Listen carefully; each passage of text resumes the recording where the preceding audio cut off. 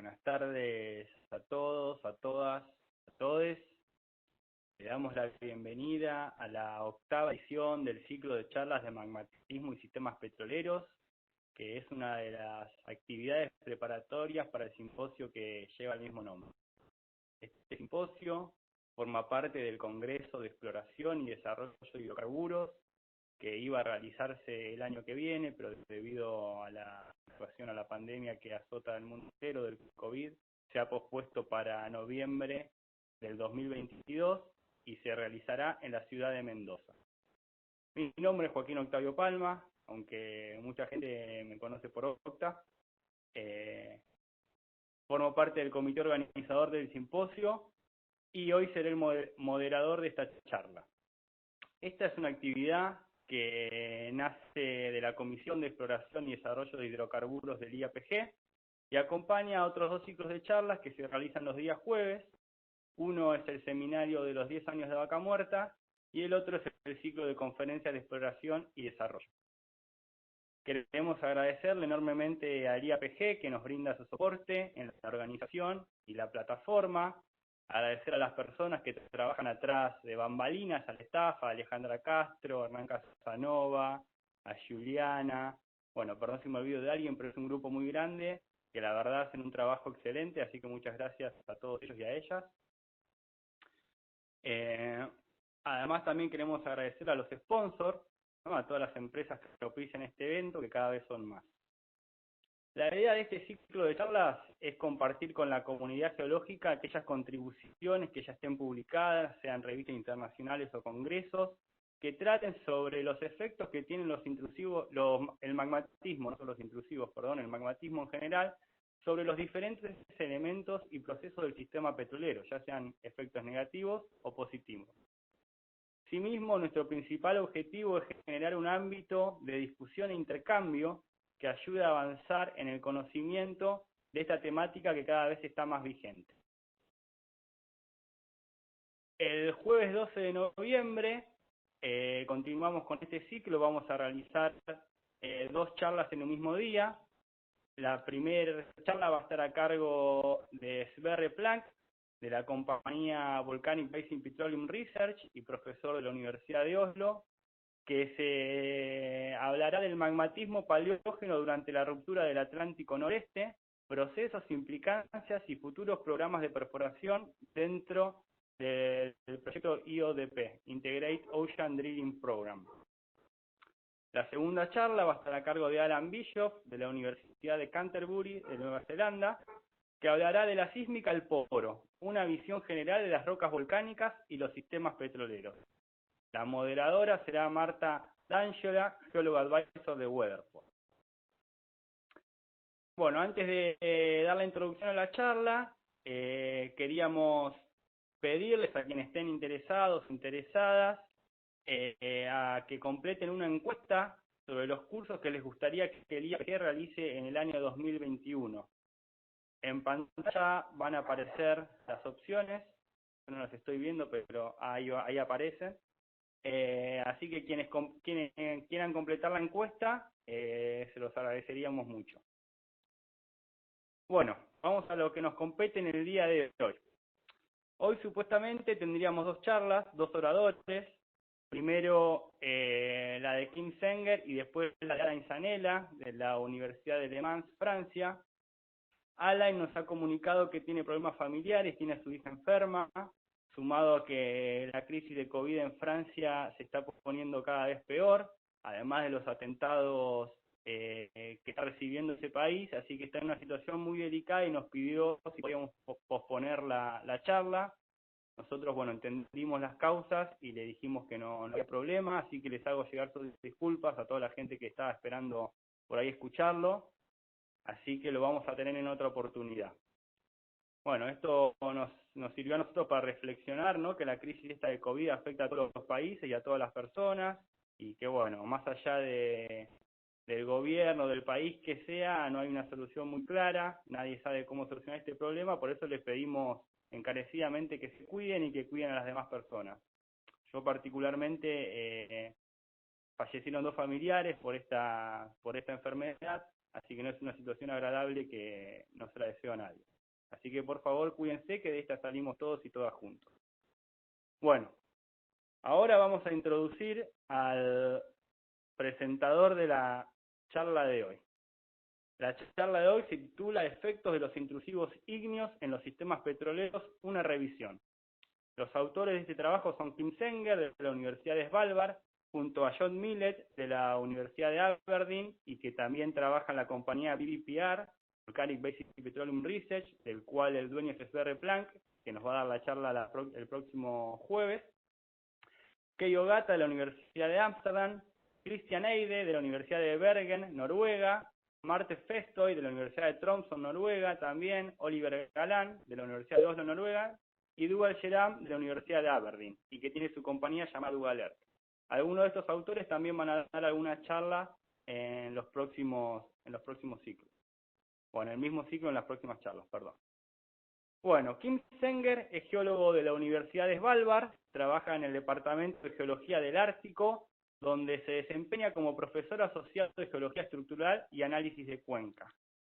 Él realizó su estudio de bachelor en la Universidad de Otago, en Nueva Zelanda, y luego se mudó a Bergen, en Noruega, para realizar sus estudios de máster y su tesis doctoral. Su tesis doctoral se basó en el modelado de yacimientos de dióxido de carbono, desde el afloramiento hasta el modelado de laboratorio, y se centró principalmente en el efecto de la red de fracturas naturales sobre el flujo de fluidos subsuperficiales y el impacto que tienen las intrusiones ígneas en los yacimientos de hidrocarburos. Durante todo este tiempo trabajó en la industria noruega del petróleo y del gas, básicamente en tareas de exploración. Kim ha presentado más de 100 artículos científicos en revistas internacionales y presentaciones de congresos, y actualmente investiga el almacenamiento de dióxido de carbono y el efecto de las intrusiones ígneas en los sistemas petroleros. Además, la integración de métodos geofísicos y petrofísicos en la exploración de hidrocarburos. So, Kim, it's a pleasure and an honor to have you today giving this presentation. We really appreciate it. So now it's your turn. I will give you the mic. It's all you. It's all for you. Best.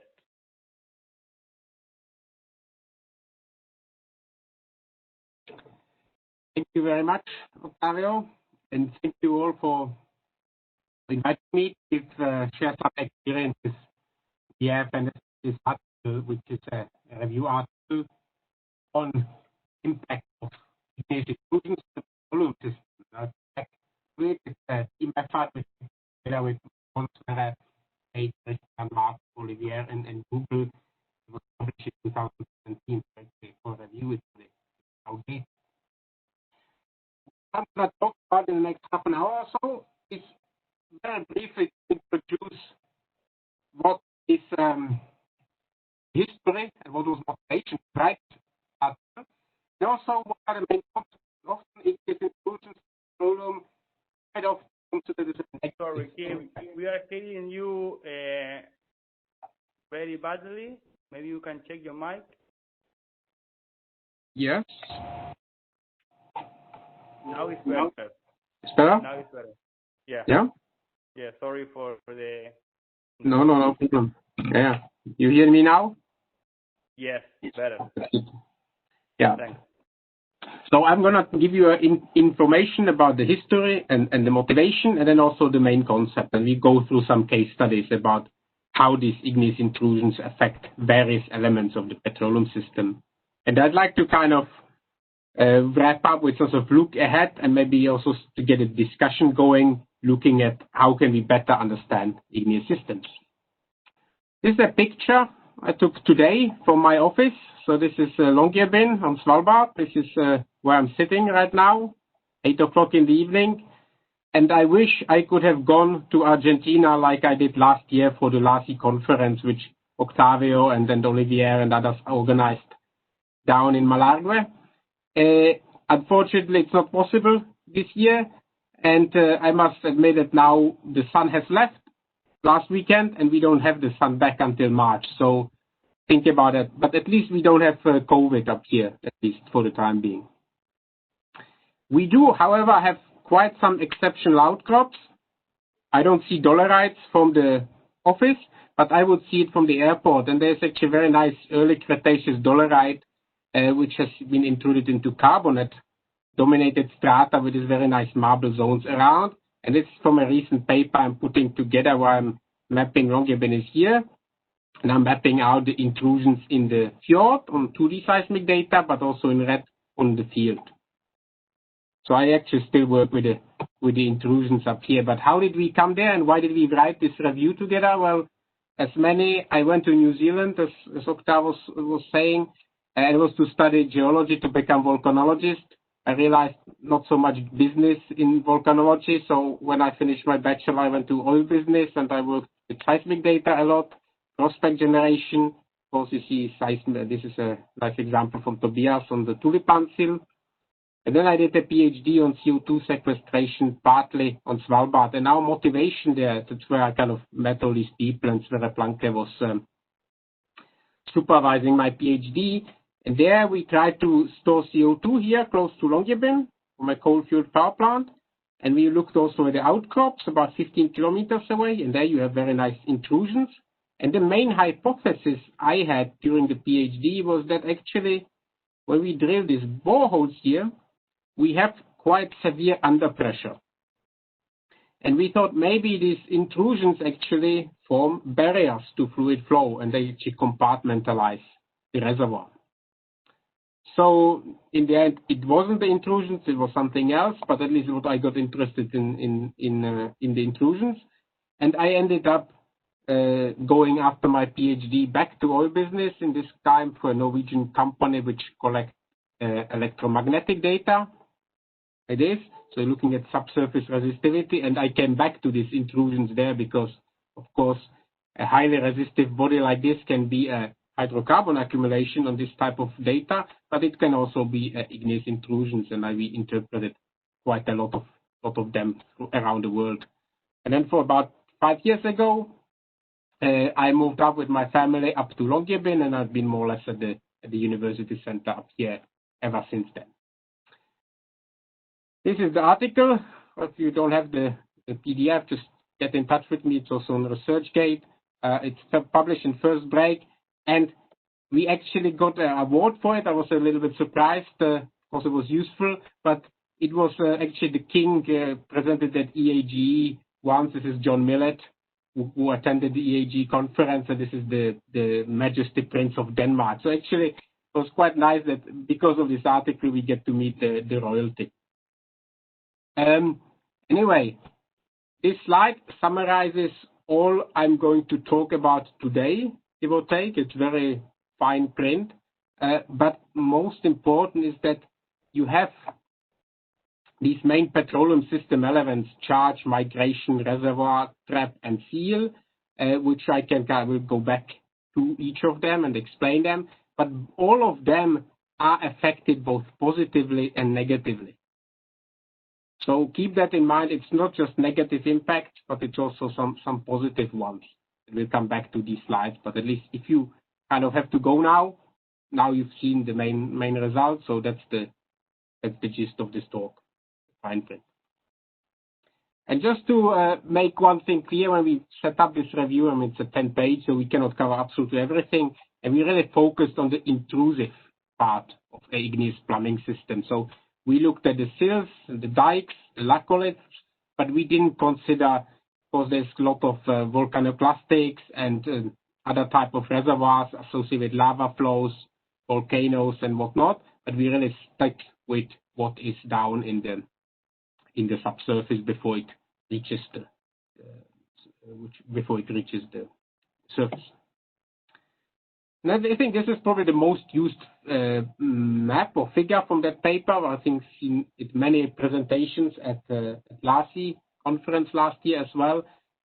The problem, of course, with that one, it is outdated already. By the time it was published in 2017, there are a lot more examples. But overall, it's important to know that there are, in red here, quite many mafic large igneous provinces of various ages, and all over the continents. And then also in these green points, you have kind of commercial discoveries of hydrocarbons which are associated volcanic features. And this, and again, you saw Argentina here, is Sllbard a little bit normal projection system here. It's a global perspective. What is a normal petroleum system? It's a figure I often use when I'm teaching. And you know, we have to have a source. So it's important that we have a source, organic rich shale often, quite thick, and that over time we heat it up and we generate some hydrocarbons, preferably oil, because you can easily transport and sell oil, and gas needs a lot more market, especially, for example, place like we are here on Sllbard. And then it migrates into some sort of reservoir rock, which is porous and permeable. You have a seal and then you have a trap, and then you're kind of building up your petroleum system that way. So these are the 5 main elements. And now let's look at how these different elements are affected by igneous intrusions. So if we begin by charge, and charge is the fact that you have a source rock which has enough organic material in it, and it's also heated to the right pressure temperature conditions. And I'm an optimist, so I always start with the positive effects. And this is straight from the article. You can find the references within the article as well. But most positive one, which I think many people are not always aware of, but that actually there are a bunch of examples where you wouldn't have any petroleum generation if you didn't have the igneous intrusions, the extra heat from them. So actually you locally enhance that within immature basins. You can also affect the regional heat flow, sometimes positive, sometimes negative. And also if you have global scale volcanism, you can have temporary anoxic conditions, so actually overall you may generate better source rocks as such. There can be also hydrocarbon generated at hydrothermal vent complexes, and you can have different stacked systems. It's not just positive, and I think this overcooking of source rocks, which are in direct contact with igneous intrusions, is probably the one which is mostly reported in all sorts of literature. Other negative aspects are compartmentalization of source rock or barrier, so that if you generate hydrocarbons, it cannot make it to the reservoir, and also diluting some of the DOC. What's important, that actually I think this figure never made it into the paper. It's based on Delpino and Bermudez in Leading Edge Wave.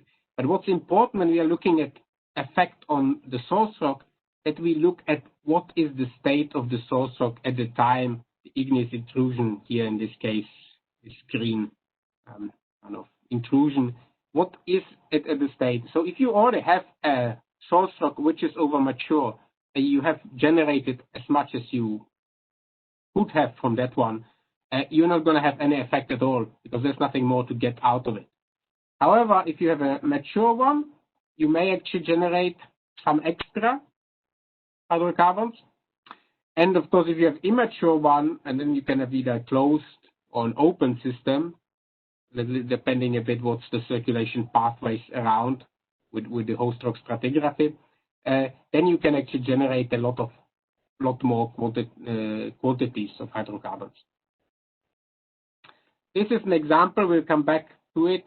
Many have probably seen it. It's an outcrop at El Manzano, where Ole Rabel was working for his master, where you have these different sills within the Vaca Muerta host rock, and in this area it's thermally immature, and then you have the heat from the intrusions adding what you have, and other place in the Uquet Basin here with the dripping of the oil from the fractures. So that was the charge. What about the migration and the reservoir? Well, positively, the intrusions themselves, this plumbing system, especially dikes, but to some extent also sills, they are structural heterogeneities. They are weakness zones in the rock, and the fluid may either follow them or it may be baffled by them. So actually, you can actually channel fluid flow towards traps in some cases. There's a very nice example from Shetland Basin, Faroe Shetland Basin. On the reservoir side, well, actually, and again, I wasn't aware of this until Olivier took me to the Neuquén Basin, and we looked at these examples where intrusions are actually productive reservoirs on a commercial scale, that you can actually have unconventional reservoirs within fractured igneous intrusions. Negative, again, if you have channeling of hydrocarbons towards traps, you can also channel them away from the traps, and you can also generate migration shadows. So you can kind of baffle that area around. Also, when you have intrusion within your host rock, within your reservoir rock, it will compartmentalize it, which makes the production a bit more challenging, and it will also reduce the porosity in these contact metamorphic orioles. A few examples of essentially these two concepts. So, for example, if you have now here an intrusion, which is here segmenting both the source rock, it's also segmenting the sandstone reservoir here, and then these kind of arrows indicate that actually quite often from fracture mapping we've done on the intrusions that you have this fluid flow or migration along the kind of contact zones, both in the host rock and within the chilled margin of the intrusions. And on the other hand, maybe you have this impermeable intrusion here, which forms a sort of migration shadow. It's not just the intrusions, it's also the associated features. So, for example, you see often the sills, and at the edges of the sills you have these breccia pipes, which often feed vent structures on the paleo surface, or hydrothermal vents, which they can be, a few hundred meters high, and maybe they will actually segment the reservoir and the seal. And of course, if you have pierced through your seal and your reservoir, then whatever you have in the reservoir can actually start migrating up these pipes up to the surface. So again, what's important here to note, when was your petroleum system active, and when did the intrusions come, and when did you have maybe secondary migration. This is quite a key paper when it's not actually included in the review article, but it's from Clayton Grove and Dougal from Namibia. And it was very important for my PhD because that's what we're looking at with respect to the baffling of fluid flow because of these dikes. And they actually documented a bunch of sand dunes, so aeolian sediments, and some are red and some are white because you had the alteration of the hematite within this unit, and it's quite a clear difference in this diagenetic alteration of essentially the same units, so lithologically the same, but the fluids only circulated in, let's call it cells. So you have different cells which are bounded by these igneous dikes, and you can see from the geochemical work and diagenetic studies that only some parts were affected by the circulation, and it is actually the intrusion which is kind of the boundary here. When we're moving on to the trap and seal, so it's in generating traps and also having the seal on top. Well, traps, the intrusions, if they are impermeable, can act as a structural trap. More often than not, when you in place magma, you generate some sort of bulging, forced fold on the top in the overburden. They are often very good traps because they may be even four-way dip closure, so quite low risk. And you can also say that, of course, the traps which are related to the intrusions, not always related to the regional tectonic setting. On a seal, again, we saw some are impermeable, so they can actually act as the top and the lateral seal. But what's a challenge, and it's kind of going back to the negatives as well, that it's quite unpredictable whether a particular intrusion will be sealing or will not, because often it's related to fracture network, and fracture network can be affected. It can be calcite fill, so it's not permeable, or it can be very open, so it's essentially just channeling flow. And there's some examples also of the same dike, which in the Karoo Basin, the same dike, which in the monsoon season is actually when the water table is high, so in the weathered part of the dike, it's actually allowing cross-dike flow. But if the water level drops, where you get to the more solid part of the dike, there is suddenly a hydraulic head difference across it. And we should not forget, especially that igneous intrusion or magma likes to exploit weakness planes like faults. They can actually destroy conventional traps.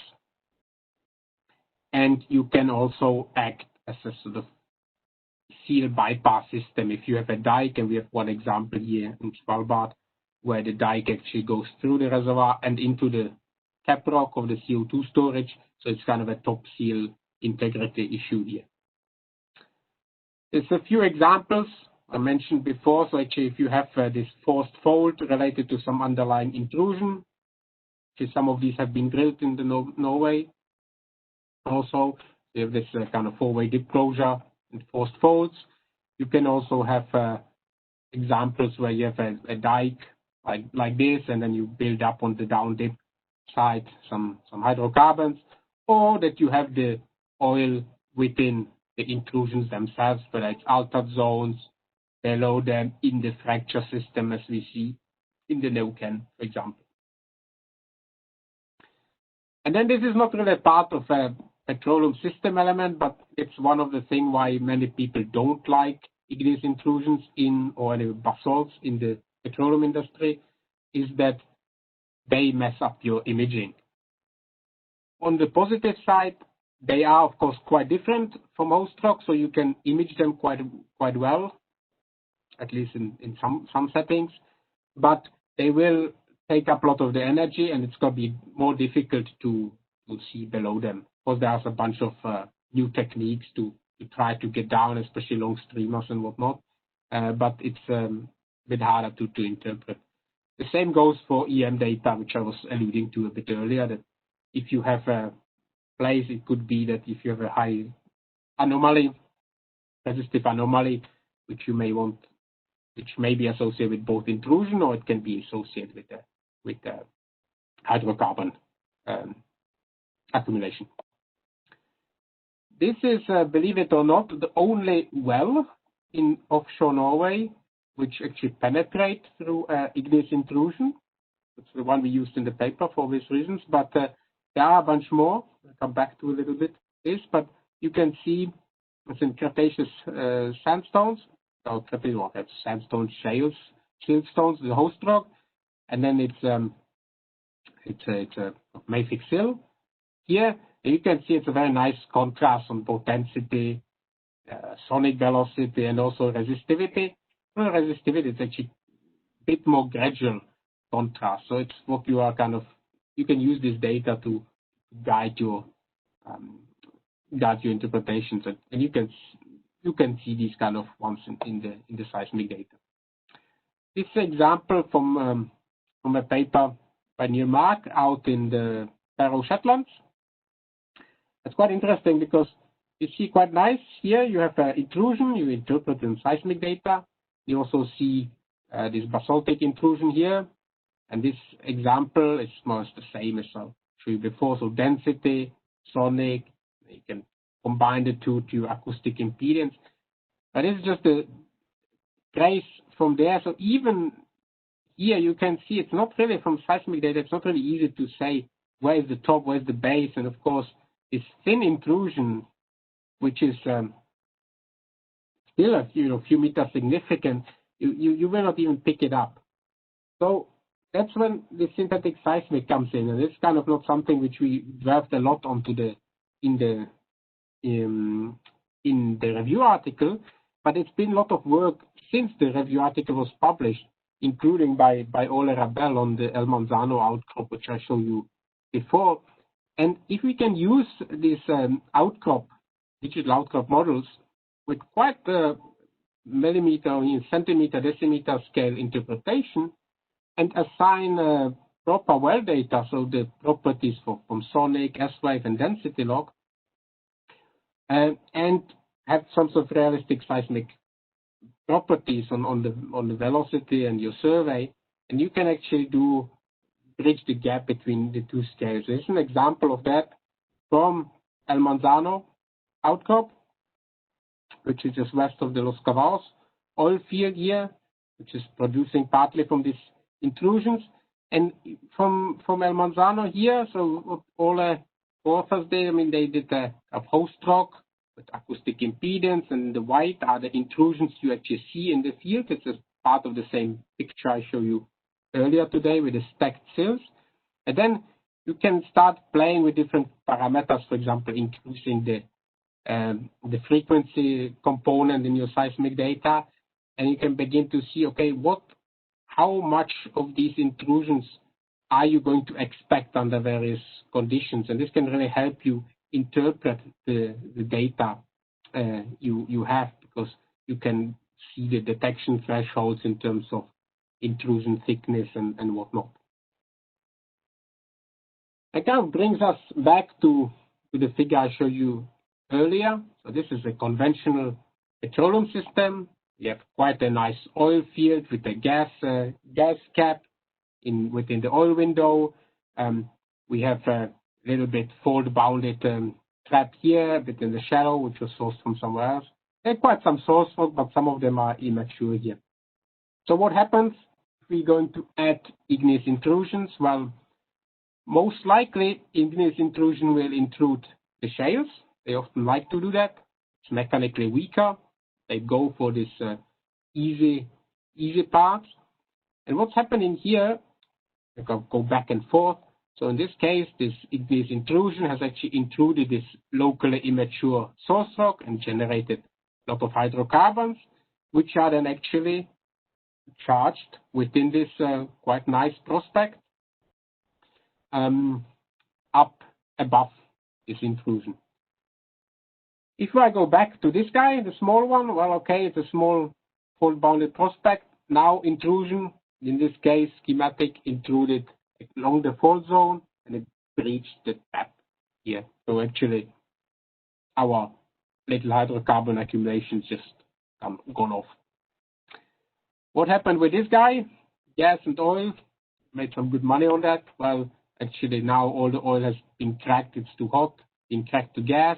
And also we have this contact metamorphism here, which affected part of the reservoir. And we are kind of segmenting both the source rock and the reservoir as well. So maybe it's a bit more tricky to start producing it, for example, if you have a small accumulation like this. How does this look like on a broader scale or broader picture? It's kind of a typical North Atlantic example. It's from the paper put together by VMAP project and VBPR, that you have these big basalt provinces. So you got the really thick few kilometers of basalt, which are then quite tricky also to image below, and then you've got all these sub-basalt plates which you want to affect. And then you may have some of these intrusion, doming above intrusions, which are some traps. You may have some migration through these vents, as we've seen. Maybe you have some accumulations associated or sealed by these intrusions, and so on. That's kind of extensional setting, and maybe even some sill-enhanced maturation in some cases. This is a setting, this figure which was put together more based on the Neuquén, so you get more compressional type of setting, where we have between dikes, we have maturation of regionally immature source rock because of the intrusions. You still have some sub-basalt systems here. You have maturation enhanced with the sill. You have some top seal here. Still some forced faults, which may be even charged with hydrocarbons coming up here. Volcanoclastics, and not least, you have this intrusive reservoir complexes within the igneous intrusions. So that was more or less where we are and what we know. I think just a few slides on what can we do better, what more do we need. And overall, I'll show you this is one slide from Norway. A lot of research on igneous intrusions, but we just have that one borehole on the shelf. Actually, in Sllbard, we have 5.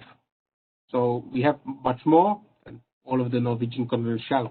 This is a picture from, or this is a study by Juan Pacapan, just combining 200 wells and looking at 200 wells in Rio Grande Valley, just looking at the resistivity zones, low resistivity zones in the intrusion aureoles.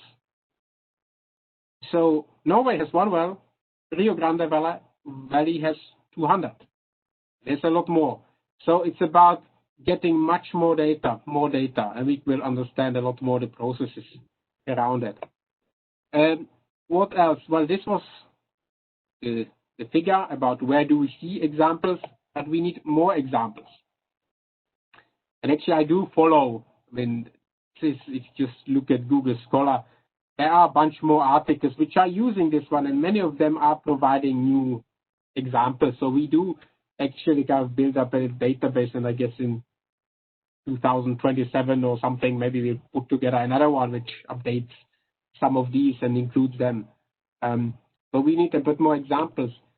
And I think in this context, we also need to think about this kind of triple helix. And I think that's a very good, Sverre is the entrepreneur, and he, if you haven't seen this, is a very exciting paper which was presented at the last Congress, and you can find a PDF on the VBPR webpage. But it's about combining the university environments, but also with the industrial data, know-how, and practical, because this is what's motivating our research, but it's also, I guess, making our research more applicable to the industry. So I think this was very nice at the LASI conference last year. And we need to discuss more what are our needs. With that, I'd like to thank you for bearing with me. Thank you for your attention. And I'd like to leave you with a nice picture here taken from airplane last year in May when we still had the sun. It's looking eastwards.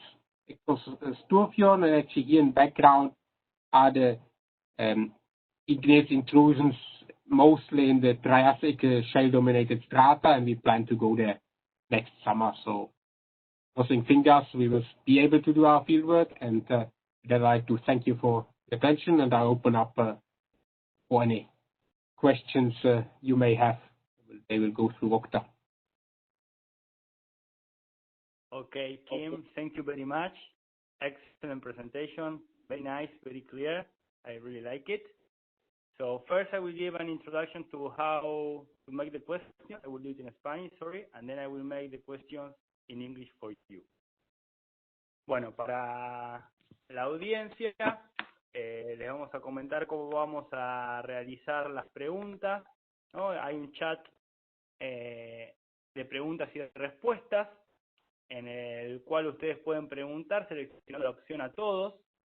En el caso que alguien quiera hacer una pregunta oral, lo puede aclarar diciendo quiero hacer una pregunta oral y le habilitamos el micrófono. Si alguien desea hacer un comentario relacionado con algunas de las preguntas, de respuestas, puede levantar la mano que se encuentra en la esquina inferior derecha del panel de participantes. Y bueno, como dijimos anteriormente, valoramos mucho el intercambio y el aporte que puede generarse entre todos. Las preguntas las pueden hacer en inglés o en castellano. Si lo hacen en castellano, yo se las voy a traducir aquí al inglés. Bueno, también recordarles las charlas que se van a realizar el jueves 12 de noviembre, si mal no recuerdo la fecha exactamente, ¿sí? Las cuales estarán a cargo de Sverre Planke, que hablará del magmatismo paleógeno durante la ruptura del Atlántico Noreste. Bueno, acá Kim habló mucho de Sverre, porque bueno, es uno de los pioneros en toda esta temática. Él va a hablar del magmatismo paleógeno durante la ruptura del Atlántico Noreste, los procesos, implicancias y futuros programas de perforación dentro del IODP, que es el Integrated Ocean Drilling Program. Y después va a hablar Alan Bishop de la Universidad de Canterbury, Nueva Zelanda, que va a hablar de la sísmica al poro, una visión general de las rocas volcánicas y los sistemas petroleros. La moderadora será Marta D'Angela, geóloga advisor de Weatherford. Bueno, les pedimos nuevamente que quienes estén interesados e interesadas completen la encuesta sobre los cursos que les gustaría que se realicen el año que viene dentro del IAPG. Vamos a dar unos minutitos para responderla y después vamos a pasar a las preguntas.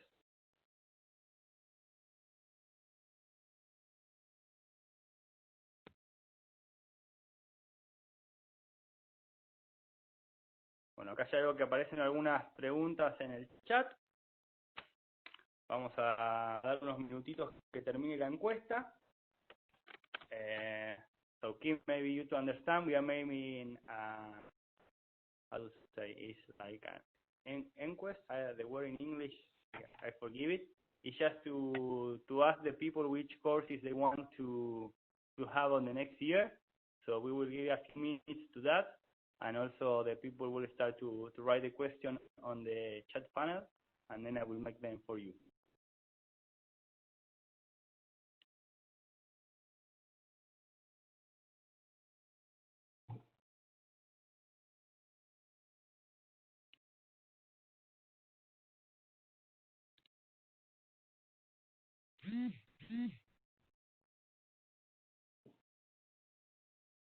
Okay, we will have 1 minute more for the survey. Yes, survey, that's the word, survey. Enquest.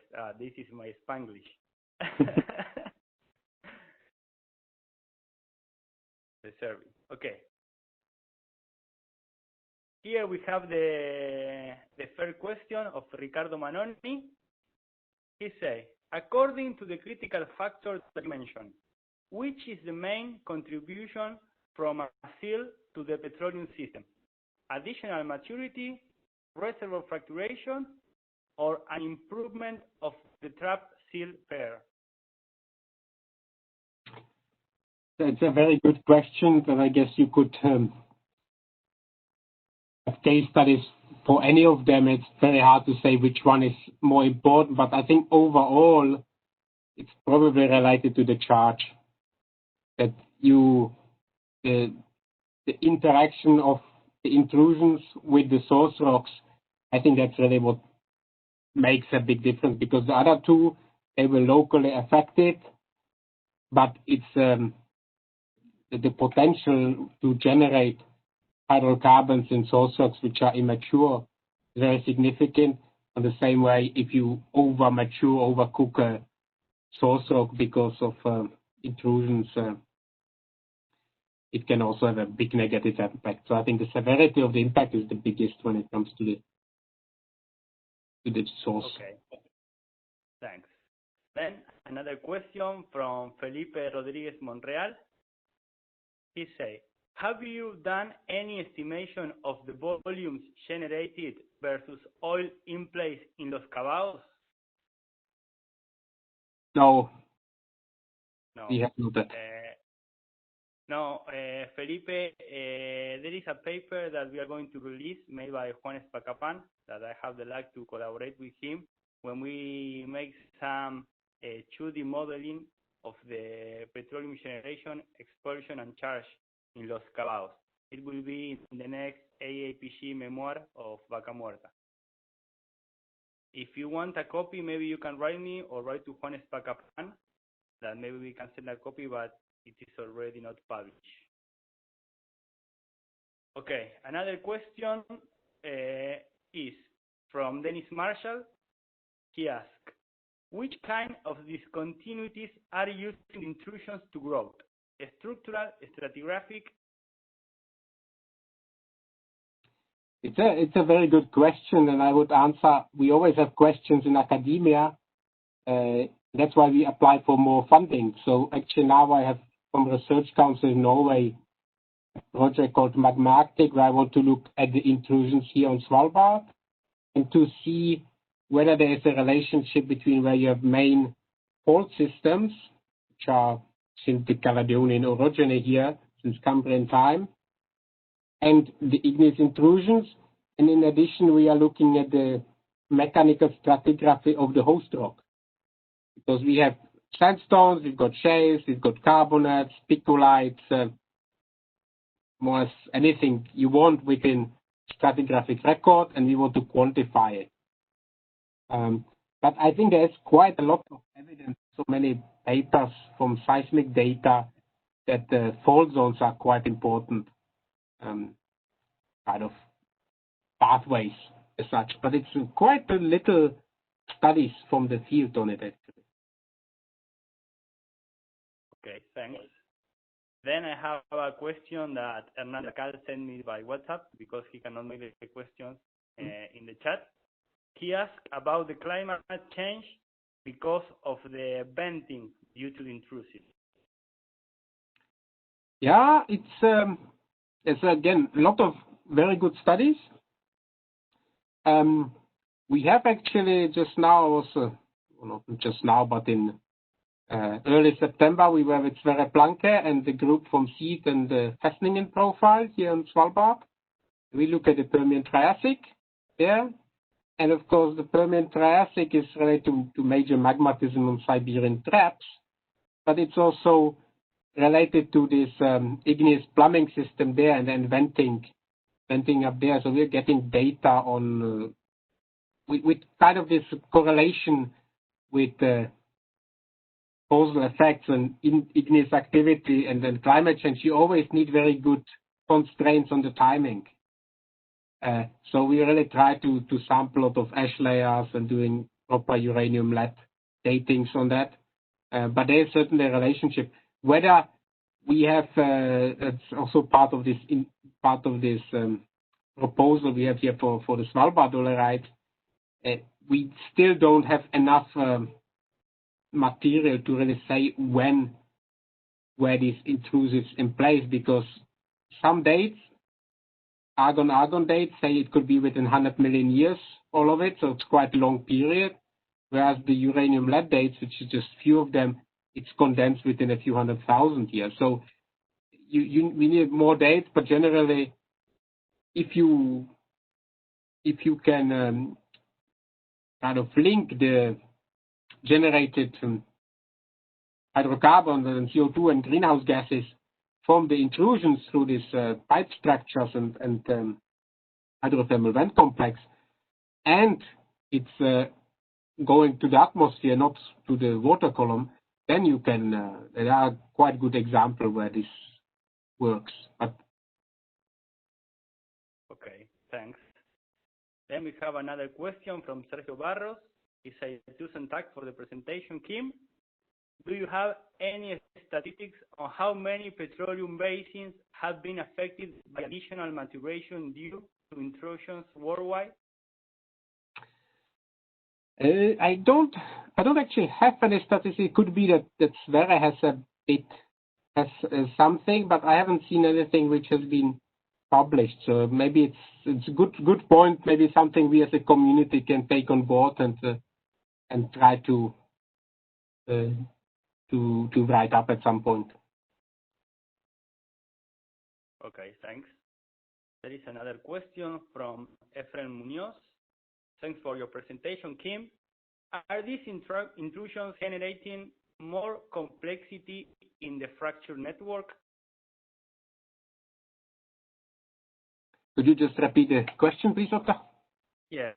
Are these intrusions generating more complexity in the fracture network? Yes, they certainly do, and we did some work as part of my PhD. I spent a few months in the Karoo Basin. So with Sverre, we did a lot of virtual, or essentially LiDAR scanning of fracture zones at the contacts, and we kind of developed a model that you, of course, have the cooling joints, which are quite important, and you have more fracturing along the edges, but that you also then have this extra mechanical and placement-driven fractures within the host rocks, which kind of then provide this major fluid flow channeling along the contact zones, and it's in line with the water exploration wells there. And if you're looking at a lot of the recent work by Olivier and Juan and Octavio on, for example, the fracture deformation. You get the modeling of the magma deformation, how it's also affecting the host rock. It's quite, we're really moving in the right direction to not just have models which predict it, but to understand with the models and calibrate them to the field data. But they certainly make, it's the fracture network which is the alpha and omega. That's the critical part whether intrusion will seal or not. Because the matrix itself, most cases, it's impermeable. Okay, thanks. Then we have another question from Ole Ravel. Hello, Ole. How are you? Based on your experience and, for example, the paper from Mark et al. You mentioned, do you think the Neuquén case, imaging conditions, positive effect on petroleum systems, remains an outlier or has more global relevance? Yes. Hello, Ole. Hope you are doing well. I think it's Neuquén. It's super special in that you see activity on of commercial activity, and you see the amount of data and the amount of interest in these igneous intrusions and the effect, and of course quite different setting. But I think igneous intrusions can be important also elsewhere. I think if you look at we have this fields around Faroe Shetland, around Faroe Basin. There's some exploration. We have of course now Sverre's efforts to look at CO2 storage under these basalts with the Iodp proposal. We've got Iceland. So I think it's maybe through the last decade, through Olivier and your work and Juan, we kind of get much more into a lot more additional kind of data, which really brings us to a new level. But I think we can look at, it was just last year, so trying to look at, there's some nice example of intrusions in Botswana as well, which are coming out, publications, something from Arctic Canada. So I think it's about, maybe we can use this learnings from Neuquén to bring in a bit more global understanding. For example, can we have a bit more global models, for example, with Juan's work on the aureoles and the low resistivity zones? Is it something which is also seen other places in the world? And I think that way, by maybe making sort of igneous intrusion databases, we can really maybe make the next step towards the next review at some point. Thank you, Kim. Then we have another question from Ricardo Manoni. Why the favorite host rocks for seals are overpressure host rock? Why they would be a favorite? Yes, why the favorite host rock for seals are overpressure host rock? Yeah, I guess it's a very good question. I guess it's most of that is just related to kind of mechanical stratigraphy, and I say, magma is like students. Always takes the easiest path of least resistance. It's lazy in that sense, and like to push things around. So I guess that's part of the story. Yes. Okay, another question from Marta D'Angela. She says, excellent presentation, Kim. Thank you very much. Natural fractures you mentioned in Neuquén Basin, I believe in seals, are related to cooling or are tectonic ones? I guess there will be both. And I mean, I haven't looked too much on there. I was lucky enough to visit Neuquén a couple of times, but I haven't worked too much on them. But from experience elsewhere, you will always have combination. And And I think if in a way, if you kind of look at the orientations of the kind of intrusion contacts, and the orientation of the fractures, that's the way I would kind of at least define some of them. Or they are, you can also do some stuff on veins, but I guess many are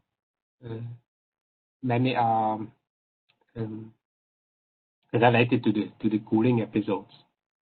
On the other hand, we have a now recent paper here from Sllbard, where we also argue that even the cooling joints we see in intrusions are somehow controlled by the regional stress field. So that it's a kind of a mixed bag. Okay. Yes, Marta, this is a discussion also here in Neuquén between some authors, that if the cooling joints are enough to give the reservoir quality, or if they need some tectonic to overprint this fraction and reactivate them and make new ones.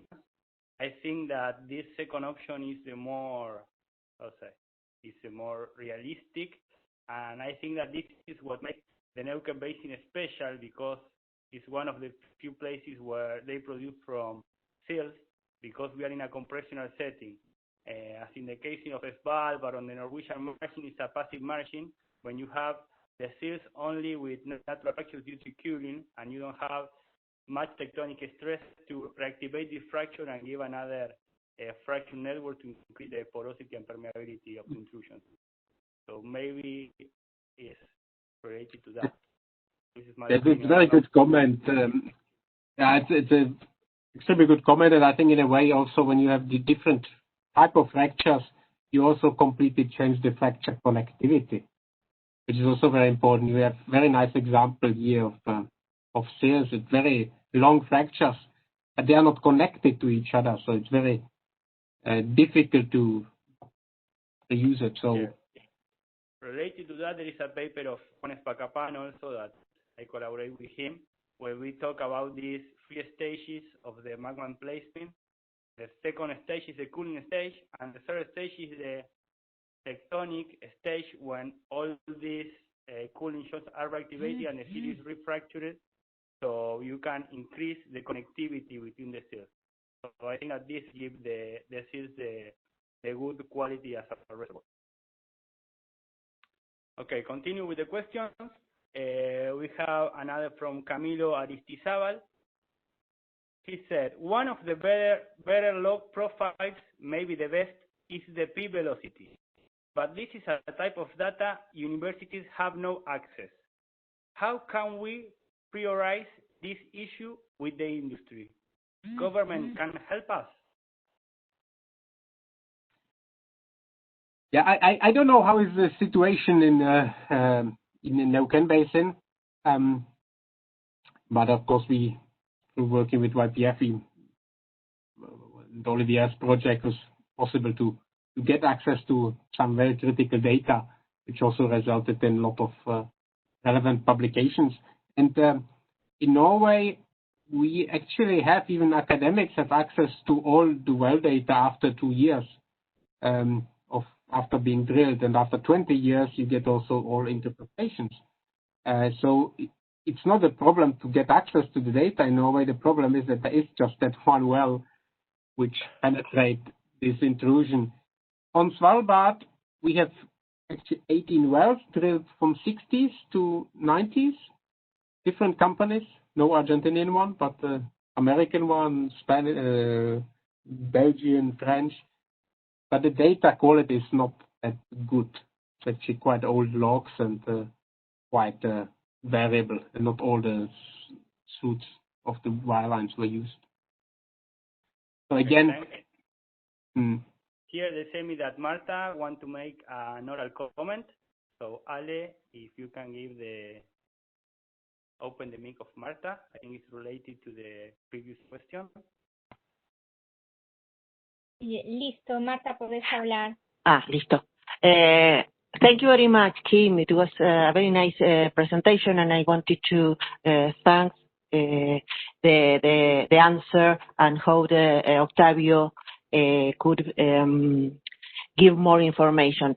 Yes, I studied these fractures in the seals long time ago, and we were not able to identify if the place was producing through the big fractures in the seal or the small fractures in the metamorphic zones in the aureola.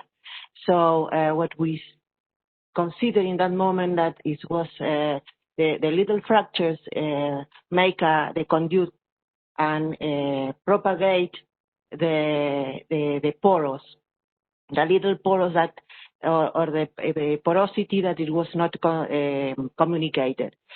But it is so difficult to understand if it's a system that it was because it's difficult to see the orientation of these little very very little fractures. But it is still a very interesting subject to go on studying, and I appreciate that you are working on it. Thank you very much. Thank you for the comment. Thank you, Marta.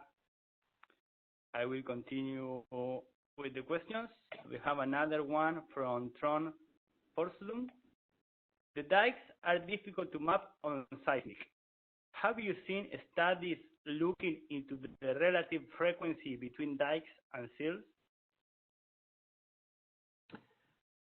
It's a very good point. That's when you start maybe using other data than just seismic. Maybe you have some magnetic data. We see very nice, at least here offshore Sllbard, is the thicker ones.